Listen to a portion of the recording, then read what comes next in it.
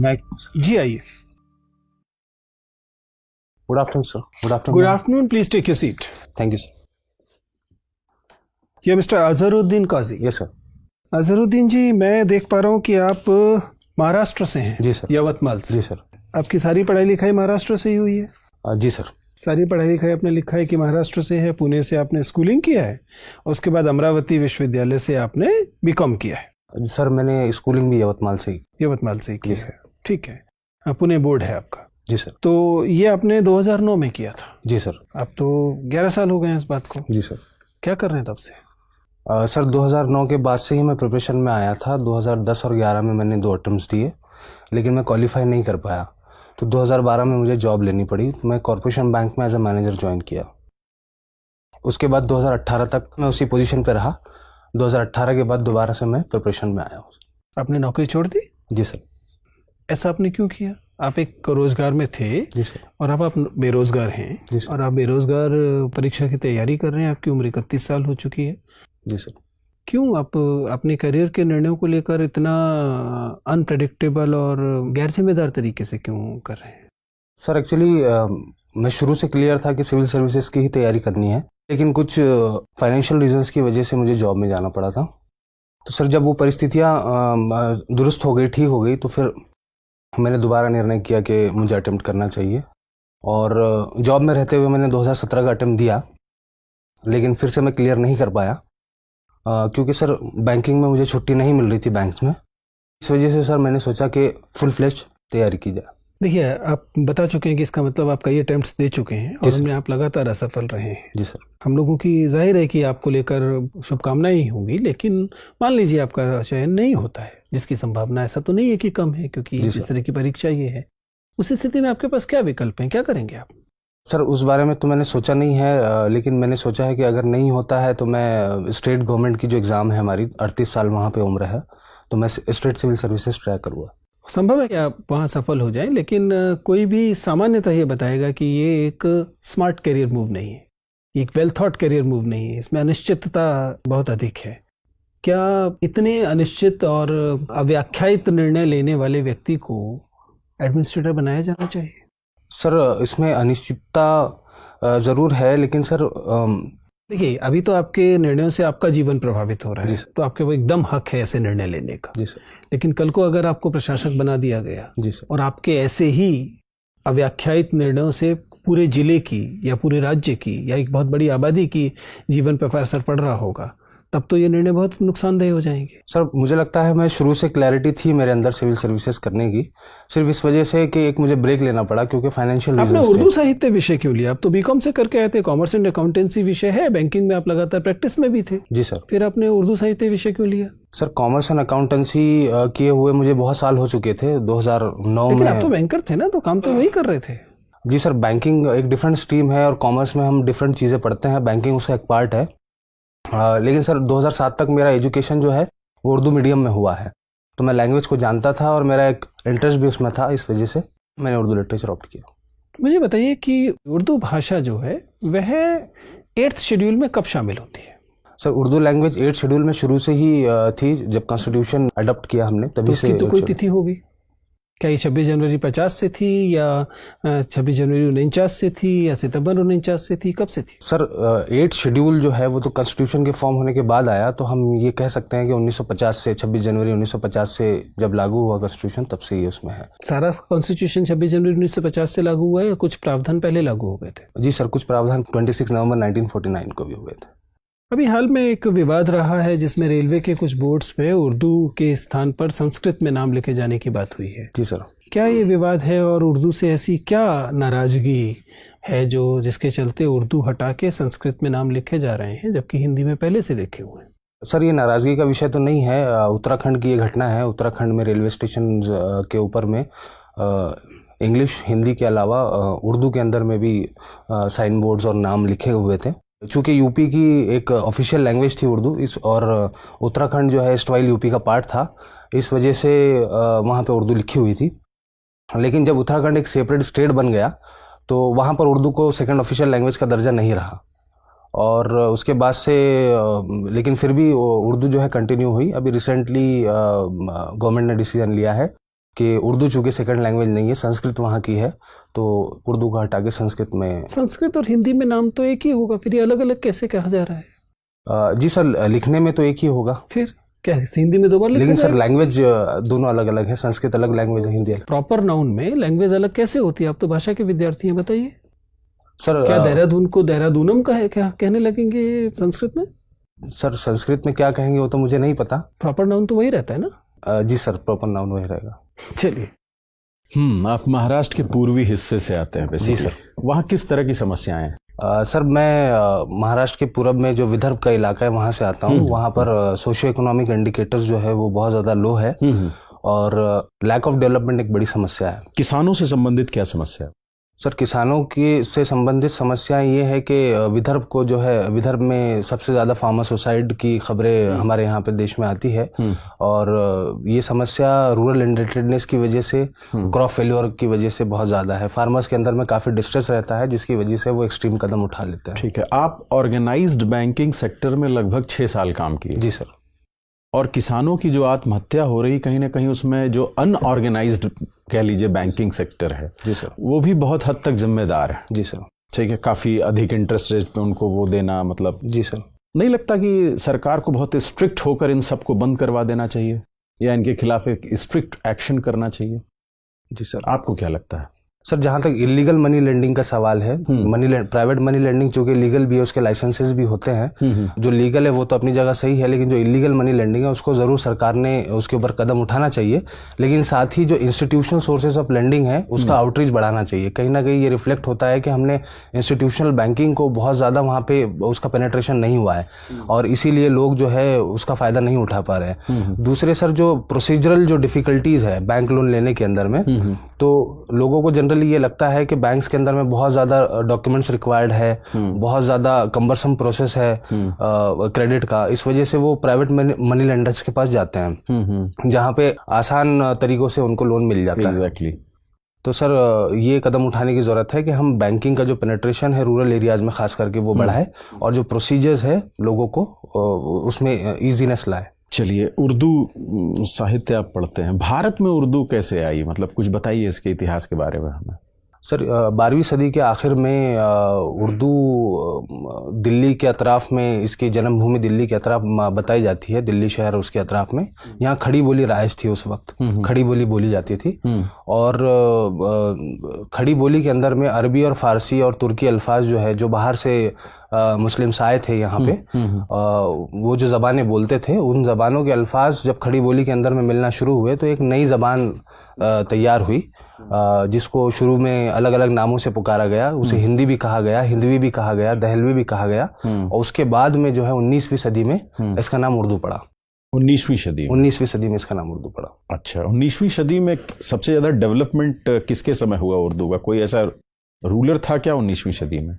19वीं सदी में रूलर बहादुर शाह जफर थे। वो खुद भी एक शायर थे और उनके ज़माने में बड़े शायर भी गुजरे हैं जिसकी वजह से उर्दू का काफ़ी डेवलपमेंट हुआ। इनफैक्ट 19वीं सदी का जो निस्फ है, जो यानी 1850s का जो दौर है, वो उर्दू का सुनहरा दौर माना जाता है क्योंकि इस दौर में गालिब और ज़ौक़ जैसे बड़े पाए के शायर भी यहाँ मौजूद थे। अच्छा, अभी एक कंट्रोवर्सी हुई फैज़ अहमद फैज़ के कुछ उसको लेकर, इसके बारे में आपका क्या सोचना है? सर कंट्रोवर्सी को लेकर? हाँ बिल्कुल सर, फैज़ अहमद फैज़ की जो पूरी शायरी है वो एक तरह की रेसिस्टेंस पोएट्री है उनकी और सियासी शायरी भी उन्होंने की है। हाँ।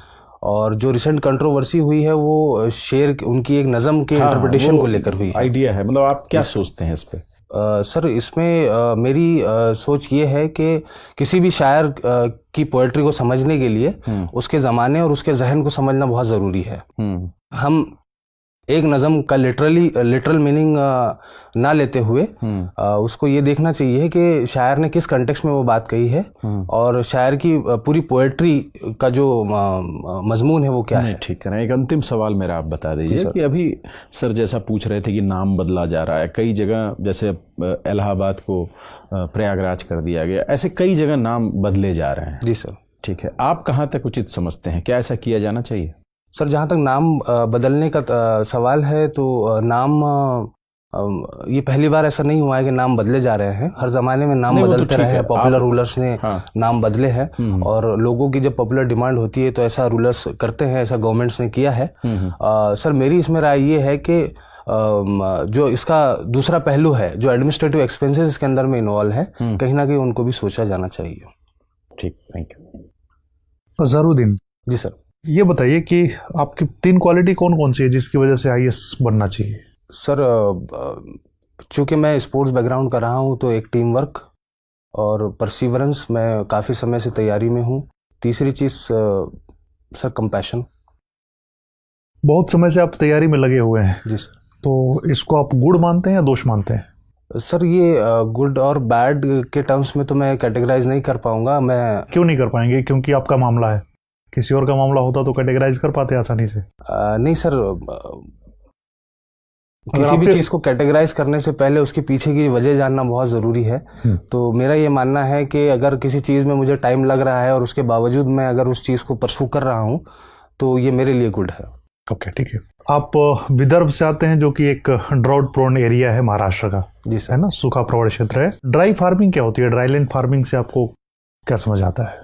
सर ड्राईलैंड फार्मिंग जो हमारे जो रेनफेड एरियाज है, जहाँ पर इरिगेशन की फैसिलिटीज़ नहीं है, उन एरियाज में जो फार्मिंग होती है उन्हें हम ड्राईलैंड फार्मिंग कहते हैं। जहाँ पे रेनफॉल बहुत कम होती है, कुछ 100 सेंटीमीटर के नीचे अगर टेक्निकल डेफिनेशन पे जाए, और वहाँ पे इस तरह की क्रॉप्स उगाई जाती है जो जिसमें ज़्यादा पानी की खपत ना हो। जैसे कि सर जो हमारे पल्सेस है, बाजरा है, रागी है, इस तरह की जो क्रॉप्स है। लेकिन आप ही के पास एक डिस्ट्रिक्ट है नागपुर, उसके संतरे बड़े प्रसिद्ध हैं। जी।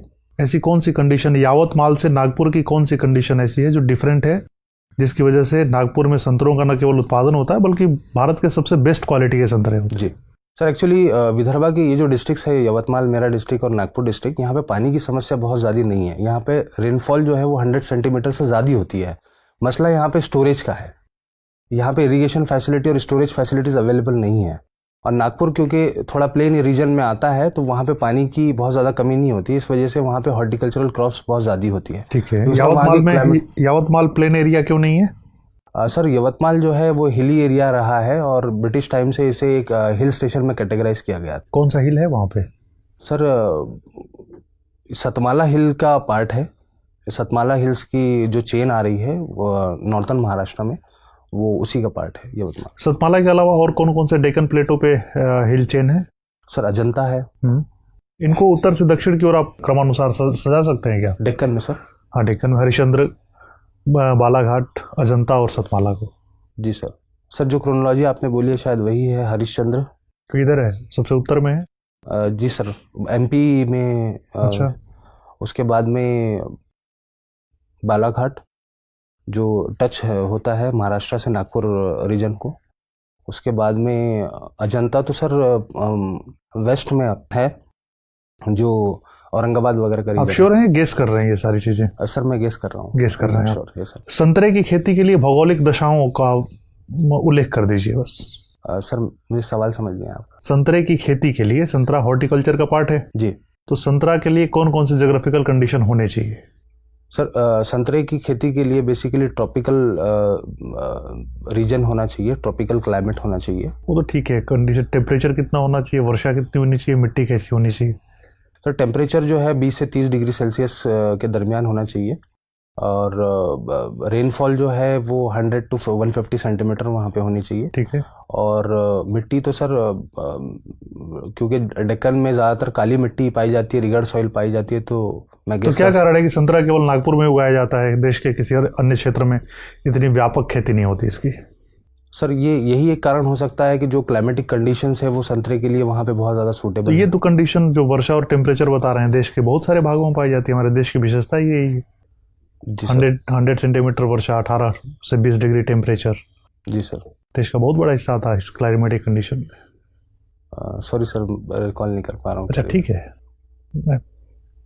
विदर्भ से हैं आप, विदर्भ का क्या मतलब है? मैम विदर्भ का जो नाम है वो एक पुरानी रियासत पे मबनी है। मतलब विदर्भ जो है उसका उल्लेख महाभारत और रामायण में भी रहा है।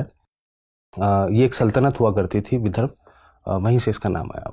क्या मध्य प्रदेश के कुछ जिले विदर्भ में आते हैं? जी मैम, विदर्भ जब हम विदर्भ कहते हैं, क्या आप महाराष्ट्र का ही हिस्सा लेंगे या महाराष्ट्र के ही जिले देखेंगे, या विदर्भ में मध्य प्रदेश के भी कुछ जिले हैं? मैम, एक महाविदर्भ एक टर्मिनोलॉजी है जिसके अंदर में महाराष्ट्र के और महाराष्ट्र का प्रेसिडेंट विदर्भ और एमपी के कुछ ज़िले आते हैं जो लगे हुए हैं विदर्भ से, महाराष्ट्र के विदर्भ से वो, लेकिन उसे हम महाविदर्भ कहते हैं। और विदर्भ की जो टर्मिनोलॉजी है वो सिर्फ और सिर्फ हम महाराष्ट्र के कंटेक्स्ट में इस्तेमाल करते हैं। आपने कहा कि महाराष्ट्र में और स्पेशली आपके एरिया में पानी की इतनी समस्या नहीं है जी। फिर भी क्या मूल कारण समझते हैं कि विदर्भ में ही सबसे ज़्यादा किसानों ने आत्महत्या की? मैम, वही इरिगेशन फैसिलिटीज़ वहाँ पर नहीं है, जो इंफ्रास्ट्रक्चर होना चाहिए खेती के लिए वो सारी चीज़ें नहीं है। दूसरा एक रीज़न ये है कि वहाँ पर कैश क्रॉप्स उगाई जाती है। फार्मर्स जो है वो बेसिकली कॉटन उगाते हैं, और जब कॉटन और रूरल इंडिपेंडेंस बहुत ज़्यादा है, और कॉटन जब फेल हो जाती है और वो लोग जब रिपे नहीं कर पाते मनी लेंडर्स को, तो एक तरह का डिस्ट्रेस फार्मर्स के अंदर में डेवलप हो जाता है, जिसकी वजह से वो आत्महत्या कर लेते हैं। बीटी क्रॉप सुना है आपने? जी। What are BT crops? क्या है BT crops? Biotechnologically developed seed है कॉटन का। तो BT stand for biotechnology? No ma'am, BT stands for Bacillus thuringiensis। It's a, ये जेनेटिकली मॉडिफाइड एक प्लांट है, बीटी कॉटन। आपने कहा बैसिलस। बैसिलस एक प्लांट है या कोई और जीव है? बैसिलस तो मैम एक बैक्टीरिया है और इसको प्लांट में यूज किया जाता है, जेनेटिकली मॉडिफाई किया जाता है। बीटी क्रॉप्स के नाम बताइए। मैम, बीटी ब्रिंजल है और बीटी मस्टर्ड, अभी हाल ही में बीटी मस्टर्ड का भी नाम मुझे लगता था कि आप सबसे पहले बीटी कॉटन कहेंगे। मैम, बीटी कॉटन तो आप कह चुकी थी। अच्छा, आप भी कह सकते थे उसको। ये बताइए कि बीटी क्रॉप क्यों फेल है, क्यों उसका इतनी नहीं, अभी बैन है इंडिया में, बंद कर दिया गया है? नहीं मैम, बीटी कॉटन को बैन नहीं किया गया है। एक एसटीबीटी वैरायटी है जिसको, जो अनअप्रूव्ड वैरायटी है, जेनेटिक इंजीनियरिंग अप्रूवल कमेटी जो है उसने उसको अप्रूव नहीं किया है। तो क्या विदर्भ में बीटी कॉटन उगाई जा रही है? जी मैम। फिर भी फार्मर्स सुसाइड कर रहे हैं इसके बावजूद? जी मैम। तो आपको लगता है बीटी कॉटन सेफ है? मैम, बीटी कॉटन तो सेफ है, उसकी यील्ड भी अच्छी खासी है, लेकिन उसमें कुछ इश्यूज अभी जो हमारे सामने आ रहे हैं कि पहले जैसे कहा जाता था कि BT cotton paste resistant crop है, लेकिन हाल ही के अंदर में जैसे पिंक बॉलवर्म अटैक वगैरह भी उसके ऊपर में हुआ है, तो उसकी जो इफिकेसी है बीटी कॉटन की, उसके ऊपर में सवालिया निशान एक तरह का है। जब किसान एक बीटी कॉटन क्रॉप या कोई और भी क्रॉप ग्रो करता है, तो आपको लगता है कि किसान से इसको ज़्यादा फ़ायदा है या वो कंपनियां जो इनके सीड्स बेच रही हैं उनको फ़ायदा है? मैम, इस तरह की सीड यूज़ करने से फ़ायदा तो दोनों को है। कंपनी को फ़ायदा भी है और किसान को भी फ़ायदा है। कंपनी को फ़ायदा इसलिए है क्योंकि जहाँ तक जेनेटिकली मॉडिफाइड क्रॉप्स का सवाल है, तो इसके ऊपर में एक मोनोपोली है, जो मॉन्सेंटो कंपनी है अमेरिका की, सिर्फ वही इस तरह के सीड्स जो है मार्केट में फ़िलहाल बेच रही है।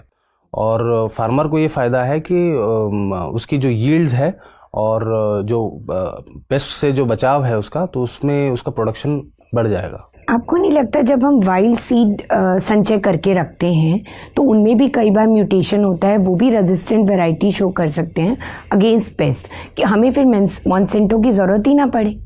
तो आप किसके फेवर में हैं? किसान वाइल्ड सीड को संचय करके रखे या मॉन्सेंटो जैसे जेनेटिकली मॉडिफाइड क्रॉप को यूज़ करे? मॉन्सेंटो ने इतना सीड प्रोवाइड करा है, मॉडिफाइड क्रॉप्स हैं, फिर भी किसान संतुष्ट नहीं है। जी मैम। तो आप एक किसान को क्या सलाह देना चाहेंगे? मैम, चूँकि जेनेटिकली मॉडिफाइड जो क्रॉप है उसकी यील्ड ज़्यादा अच्छी है और फार्मर्स की इनकम उससे काफ़ी इंक्रीज़ हुई है, इस वजह से मैं सलाह यही देना चाहूँगा कि बीटी कॉटन को इस्तेमाल किया जाए, लेकिन उसके अंदर जो ड्रॉबैक्स है, जो हाल ही के अंदर में जो पेस्ट रेसिस्टेंस उसके अंदर में जो पेस्ट का जो अटैक्स उसके ऊपर में हो रहा है और रेसिस्टेंस ख़त्म हो रहा है, तो उसके अंदर में सुधार लाने की ज़रूरत है। और साथ ही ये जो बीटी का जो मार्केट है, जो जेनेटिकली मतलब सुधार के लिए किसान इंतज़ार करे? नहीं मैम, किसान तो उस चीज़ के लिए इंतज़ार नहीं कर सकता, लेकिन शॉर्ट टर्म के अंदर में अगर उसको अपने रेवेन्यूज इंक्रीज करना है तो उसके पास इसके अलावा कोई ऑप्शन भी नज़र नहीं आता, क्योंकि इसमें उसकी इनपुट कॉस्ट काफ़ी कम हो जाती है। हजरुद्दीन, Yes, आपने अपनी हॉबीज इंटरेस्ट में लिखा है watching web series. Yes, ma'am. कौन सी है आपकी फेवरेट? मैम रिसेंटली मैंने एक rise of the empires Ottomans एक सीरीज Ottomans देखी पे है, देखी वो है। मेरी फेवरेट है। ठीक है। ये वेब सीरीज जो है एक जिन एप्स पे आती हैं उनको एक पर्टिकुलर टर्मिनोलॉजी के साथ बुलाया जाता है, जी मैम, क्या है वो? Over the top services over platform. The top services. क्या है ये, इनको ओवर द टॉप सर्विसेज क्यों बोला जाता है? मैम जो ट्रेडिशनल जो ज़रिए है जैसे टीवी और सैटेलाइट, ये जो ज़रिए है कम्युनिकेशन, मीडिया कम्युनिकेशन के, या तो इससे हटकर ये एक सर्विस प्रोवाइड करते हैं उसको बाईपास करके, इस वजह से इनको ओवर द टॉप सर्विसेज कहते हैं। जो इंटरनेट सर्विस प्रोवाइडर्स है वो ये सर्विस देते हैं। अच्छा। एंड अगर हम इनकी वेब सीरीज़ के एडवांटेजेस और डिसएडवांटेजेस देखें तो क्या आप मेजर करेंगे, किस साइड बैलेंस टिल्टेड है, एडवांटेजेस या डिसएडवांटेजेस? मैम इसके एडवांटेजेस भी काफ़ी है और कुछ डिसएडवांटेजेस भी है। एडवांटेजेस में जैसे जो क्रिएटिव कंटेंट है वो व्यूवर्स के सामने आ रहा है। व्यूवर्स के पॉइंट ऑफ व्यू से मुझे एडवांटेजेस और डिसएडवांटेज, क्रिएटिव कंटेंट उसके सामने आता है। दूसरी चीज़ ये है कि इसमें जो वेब सीरीज़ जिस तरह की बन रही है उसमें बहुत ज़्यादा रियलिटी से क्लोज वेब सीरीज़ कंटेंट हमारे सामने आ रहा है, तो एक तरह से समाज को समझने के लिए, समाज की रियलिटीज़ को समझने के हिसाब से भी ये काफ़ी फ़ायदेमंद है। दूसरा इसके एस्थेटिक पर्पज़ है। जब जिस तरह की हमारी लाइफ फास्ट हो गई है तो इसमें एक एंटरटेनमेंट का ज़रिया है और इसके अंदर में ईज़ है चूँकि। ठीक है। और डिसएडवांटेजेस? डिसएडवांटेजेस मैम इसमें ये है, बेसिकली यूथ्स के लिए ये है कि बहुत ज़्यादा कुछ सीरीज़ के अंदर में, इसके अंदर में वायलेंस और अब्यूजिव लैंग्वेज और न्यूडिटी को लेकर डिसएडवांटेजेस है। दूसरी चीज़ ये है कि ये एक तरह की सोशल बिंजिंग जो होती है, इसके साइकोलॉजिकल प्रॉब्लम्स हो रहे हैं, यानी मल्टीपल एपिसोड जो है एक सिटिंग में देखने की वजह से डिप्रेशन और कई तरह की बीमारियां, साइकोलॉजिकल बीमारियां भी इससे होती हैं। ठीक है। आपने बोला कि कंटेंट जो है वो नेगेटिवली इम्पैक्ट कर सकता है यूथ को, तो इसके रेगुलेशन कौन करता है कंटेंट का? मैम इसके रेगुलेशन के लिए कोई एक्सटर्नल एजेंसी तो नहीं है, ये सेल्फ रेगुलेशन पे बेस्ड है। ओके। आप कॉर्पोरेशन बैंक में काम कर चुके हैं। जी मैम। मुझे बताइए कॉर्पोरेशन बैंक नेशनलाइज कब हुआ था? मैम कॉर्पोरेशन बैंक नेशनलाइज हुआ 1980 में। 1980 में। जी। एंड आपको लगता है the nationalisation was a good step, एक कामयाब रहा वो?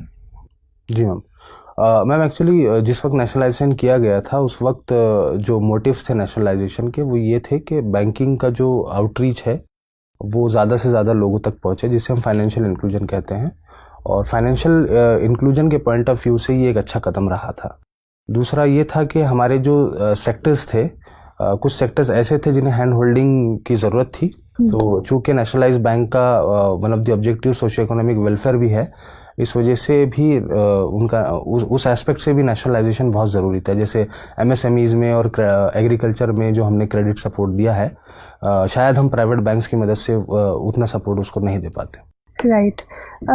मुझे बताइए अगर यूएस, रशिया और चाइना में प्रायोरिटाइज, मतलब एक रैंकिंग देनी हो कि इंडिया की फॉरेन पॉलिसी का फोकस और प्रेफरेंस किसको होनी चाहिए, रैंकिंग अगर आप दे सकते हैं तो, US, Russia and China. Ma'am foreign policy जो हमारी होती है उसका बेसिक ऑब्जेक्टिव स्ट्रैटेजिक इंटरेस्ट होता है, तो इसमें रैंक देना मेरे हिसाब से मुनासिब नहीं होगा। हाँ, हमको ये चाहिए कि जो भी मेजर पावर्स है और उनके साथ रिलेशंस मेंटेन किया जाए और प्राइम ऑब्जेक्टिव ये रहे कि हमारा स्ट्रैटेजिक इंटरेस्ट सर्व हो, तो सभी के साथ हमको रिलेशंस को बैलेंस करते हुए चलना होगा।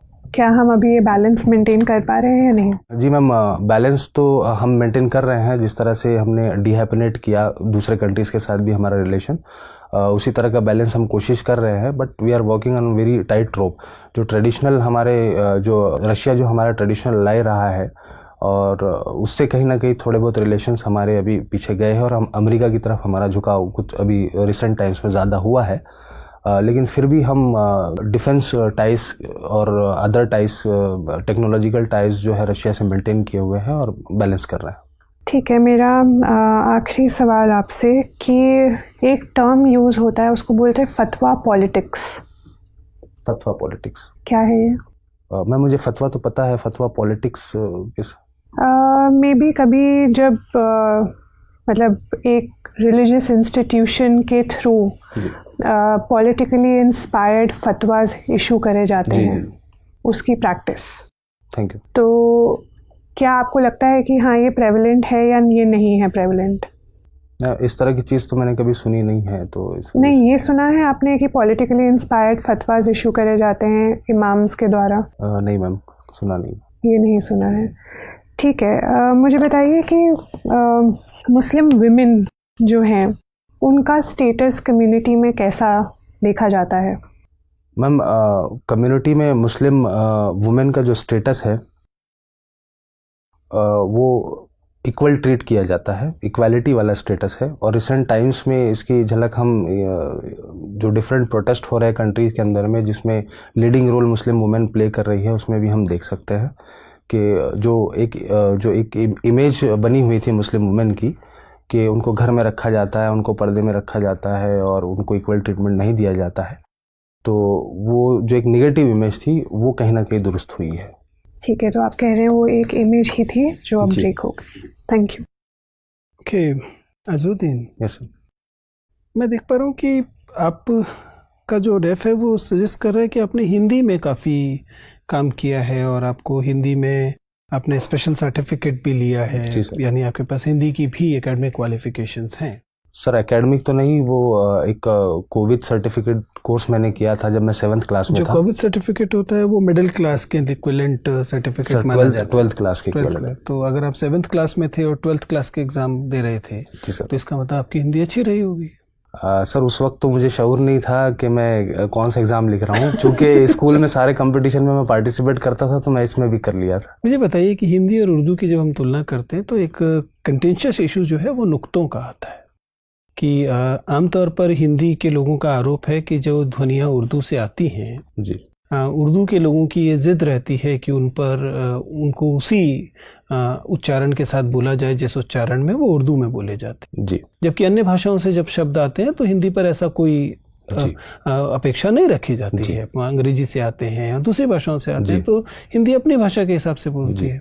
आपको क्या लगता है कि उस बायसनेस से दूर होकर आप बता सकते हैं कि क्या हिंदी को उर्दू की ध्वनियों के साथ नुक्ते लगाने की आदत छोड़ देना चाहिए अपने विकास के लिए, या ये उर्दू का जो की जिद है उसके आगे झुकना चाहिए? सर एक्चुअली अगर देखा जाए तो हिंदी उर्दू ज़बान में कोई डिफरेंस नहीं है, सिर्फ स्क्रिप्ट में डिफरेंसेस है। और स्क्रिप्ट में चूँकि उर्दू में कुछ ऐसे अल्फाज हैं जो अरबी, फ़ारसी और दूसरी ज़बानों से आए, जो बाहर की ज़बानें हैं, इस वजह से जो नुक्ते हैं वो कुछ अलग है। जैसे जाहिद ज़ वाली जो आवाज़ है वो हिंदी में नहीं है, इस वजह से उसको जब हिंदी में लिखते हैं तो ज इस्तेमाल होता है, लेकिन हिंदी में जैसा आपने ठीक फरमाया कि ज के नीचे नुक्ता लगा दिया जाता है तो वो ज की आवाज़ बन जाती है। तो इस तरह का है। लेकिन सर दोनों ज़बानों के डेवलपमेंट के लिए ये ज़रूरी है कि ज़बान के अंदर में आपस में जो है वो मेल जोल बरकरार रहे, और अगर दोनों स्क्रिप्ट अलग अलग है तो उसमें कोई दिक्कत नहीं है, ज़बान एक रहे। अच्छा, एक चीज़ बताइए, आप तो खिलाड़ी भी हैं, आप लगातार खेल में सक्रिय रहे हैं। हाल में भारत की एक कबड्डी टीम को लेकर काफ़ी विवाद रहा है कि वह बिना अनुमति के पाकिस्तान चली गई, और भारत की सरकार ने इस बात पर खेल संघ से आपत्ति दर्ज की है और खेल संघ ने पाकिस्तान से आपत्ति दर्ज की है, लेकिन पाकिस्तान में वह कबड्डी की टीम फिर भी भारतीय टीम की तरह शामिल हुई है। क्या विवाद है और आपको क्या लगता है कि ऐसा क्यों हो पाया कि भारत की एक टीम विदेश चली गई और भारतीय लोगों को पता भी नहीं लगा? सर मैंने इसके बारे में सुना नहीं है। चलिए कोई बात नहीं, मुझे आपसे बात करके अच्छा लगा, आप जा सकते हैं। Thank you sir, thank you.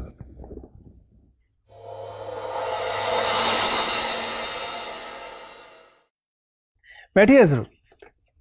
Thank you जी अजहरुद्दीन जी, कैसा लग रहा है, कहाँ आपको लग रहा है कि आप सही जा रहे हैं और किन एरियाज में लग रहा है कि सर यहाँ भी थोड़ा सा और एडजस्टमेंट चाहिए? सर एक तो कॉन्फिडेंस की कमी लगी मुझे, और जो करंट अफेयर्स में आपने कुछ इश्यूज बताया उर्दू से रिलेटेड, जो अभी आखिरी सवाल था उसमें मुझे लगा कि मैं शायद अच्छा जवाब नहीं दे पाया। अजहरुद्दीन, आपके विषय में हम लोगों ने जो इंटरव्यू के बाद आपके आपस में चर्चा की है, कुछ चीज़ें इंटरेस्टिंग निकल कर आ रही हैं। देखिए, आपका इंटरव्यू साधारण इंटरव्यू नहीं होगा जी। आपको इंटरव्यू के बारे में थोड़ा सा एक पूर्व राय बना लेनी चाहिए कि आपका इंटरव्यू साधारण औसत इंटरव्यू जैसा नहीं जाएगा। इसके कई कारण हैं, ठीक है ना। एक कारण तो आपकी उम्र बनती है, दूसरा कारण आपका समुदाय बनता है। बहुत कम मुस्लिम कैंडिडेट्स के इंटरव्यू होते हैं और लगभग सबसे हम लोग ये बात पहले कहते हैं कि आप इस बात के लिए तैयार होके जाइए कि आपके इंटरव्यू साधारण इंटरव्यू से कुछ भिन्न तरीके से लिए जाते हैं। इसके फायदे भी है, नुकसान भी है। फायदा तो ये है कि आपको मालूम है, एक सेंस में पेपर आउट हो गया है, आपको मालूम है कि उस दिशा में जाएगा। नुकसान जाहिर है कि ये है कि आपके मूल्यांकन के तरीके भी कई बार वही नहीं होते जो बाकी कैंडिडेट्स के मूल्यांकन के हो रहे होते हैं, ठीक है ना। तो इन एक्सपेक्टेशंस के साथ जाइएगा। खुशी की बात यह है कि हम लोगों की समझ में आप एक शानदार कैंडिडेट हैं। आपका जो इंटरव्यू देने का तरीका है उसमें जो संतुलन है और जो एक तरह का स्थिरता है, जी सर, वो मेरे अनुभव में बहुत कम विद्यार्थियों में होती है, बहुत कम कैंडिडेट्स में होती है। Thank you sir. उसकी वजह ये हो सकती है कि एक तो रिलेटिवली आपकी उम्र ज़्यादा है, तो आपके अंदर एक स्थिरता समझ के स्तर पे भी आ गई होगी। दूसरा, तैयारी के स्तर पर भी शायद बाकी लोगों से बेहतर स्थिति होने की वजह से स्थिरता है। और बोर्ड मेंबर्स को जल्दी ही आप इम्प्रेस करेंगे, क्योंकि बोर्ड मेंबर्स सामान्य कैंडिडेट्स में वो चीज़ नहीं देखते हैं। आत्मविश्वास आपको लग रहा है कम है, लेकिन ऐसा कोई बहुत इंटरव्यू में रिफ्लेक्ट नहीं हो रहा है। जी सर। आपके बैठने के तरीके में नहीं हो रहा है, आपका बैठना सही है, आपका voice level by and large ठीक है, आपके हिंदी अंग्रेजी दोनों में अच्छी पकड़ है, बल्कि आप हिंदी के अच्छे कैंडिडेट की तरह हैं। मुझे नहीं पता कि वहाँ आपको उर्दू कहने से कोई फ़र्क पड़ेगा कि नहीं। आप हिंदी में भी इंटरव्यू दे सकते हैं और दे ही रहे होंगे। In fact there is no point getting a interpreter from Urdu to Hindi, कोई लॉजिक नहीं है उस बात का, ठीक है ना। हैंड मूवमेंट आपका रेस्ट्रिक्टेड है, आई कॉन्टैक्ट आपका अच्छा है, फ्लो आपका अच्छा है, आपकी अंदर एक तरह का जो पॉजिटिव आपके इंटरव्यू की सबसे मज़ेदार बात है वो एक परफॉर्मेंस कंसिस्टेंसी है। नॉर्मली हम लोग कैंडिडेट्स को की परफॉर्मेंस को डिप करते हुए देखते हैं, रेयर कैंडिडेट में इससे ऊपर जाते हुए भी देखते हैं। मैं आपके साथ ये दावा तो नहीं कर सकता कि वो ऊपर जा रही है, लेकिन आप कंसिस्टेंट हैं अपने through the interview, which is a positive thing and you must maintain that, ठीक है ना। उसे आपको बना के रखना है। एनालिसिस भी आपका अच्छा है, ऊर्जा भी आपके अंदर बाय एंड लार्ज ठीक है। अब चैलेंजेस कहाँ हैं? चैलेंजेस कम्युनिकेशन में नहीं है, चैलेंजेस दो फ्रंट पर है। एक मतलब दोनों ही चैलेंजेस एक ही चीज़ से इमर्ज कर रहे हैं। वो ये है कि आपको बोर्ड मेंबर्स के अंदर जो प्रेजुडिसेस होंगे उनसे टकराना होगा। जी। ये प्रेजुडिसेस आपकी एज को लेकर होंगे जी, और ये प्रेजुडिसेस हों या व्यक्त हों या ना हो, कभी कभी कम्युनिटी को लेकर होंगे जी, ठीक है ना। जो एज को लेकर का प्रेजुडिसेस है वो इस सेंस में होंगे कि अब इतनी उम्र हो गई है, इतने साल नौकरी करके आया, मोल्ड करना पॉसिबल नहीं है जी। तो आपको वो एनर्जी दिखानी है जी sir, and willingness to learn दिखानी है। कैसे दिखाएंगे? आपकी चुनौती है जी। अपने सवालों को इस तरीके से आप बताएंगे जिससे लगे कि आपके अंदर नई चुनौतियों को लेकर उत्साह रहता है। जी सर, ठीक है ना। इस वाले एस्पेक्ट को आप बताएंगे। अगर आपको मौका मिले तो अपनी सर्विसेज के अनुभव जो है उनके आधार पर बताएं या अपने जीवन के अनुभव के आधार पर बताएं, लेकिन ये दिखाएं कि you have this tendency of moulding yourself if necessary. जी सर। आप बात समझ पा रहे हैं? जी सर। दूसरा जो है वो कम्युनिटी प्रेजुडिसेस को लेकर बात है। मैं ये नहीं कह रहा कि बोर्ड मेंबर एसेंशियली प्रेजुडिस्ड होंगे, लेकिन पास्ट अनुभव बताते हैं कि कभी कभी वो नेगेटिव हो जरूरी नहीं है, कई बार पॉजिटिव भी होते हैं जी, लेकिन दे व्यू समटाइम डिफरेंटली। तो आपकी जो छवि आनी चाहिए वो प्रोग्रेसिव मुस्लिम वाली छवि आनी चाहिए। जी, बाय एंड लार्ज आती है, लेकिन आपके साथ स्पेसिफिक क्वेश्चन बहुत कम हुए, जी, सिवाय जब फतवा पॉलिटिक्स और विमेन वाला इशू आ रहा था, वहां पर एक इंट्रोस्पेक्शन का एलिमेंट गायब था। आप समझ पा रहे हैं? जी। तो I will advise you to इसको सीधा सीधा ये मत कहिए कि ये केवल छवि है।